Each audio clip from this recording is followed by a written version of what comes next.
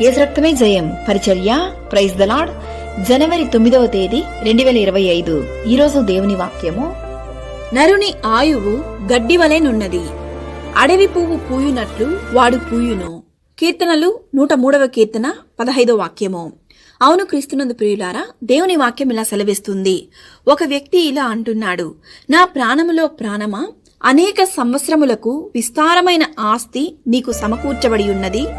సుఖించుము, తినుము, త్రాగుము, సంతోషించమని చెప్పుకొందుననుకొనెను. అయితే దేవుడు వెర్రివాడా, ఈ రాత్రి నీ ప్రాణము నడుగుచున్నారు, నీవు స్థిరపరచినవి ఎవని వగునని అతనితో చెప్పెను.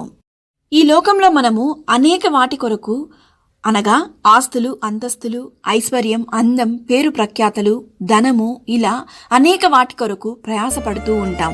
అయితే నరుని ఆయువు గడ్డి వలెనున్నది అని దేవుని వాక్యం సెలవిస్తుంది. ఎలయనగా సర్వ శరీరులు గడ్డిని పోలిన వారు, వారి అందమంతయు గడ్డి పువ్వు వలె ఉన్నది.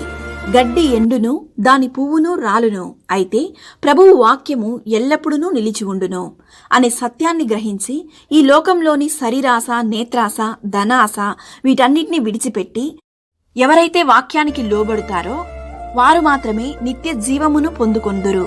దేవుడు ఈ వాక్యమును దీవించి ఆశీర్వదించును గాక. ఆమేన్. God bless you.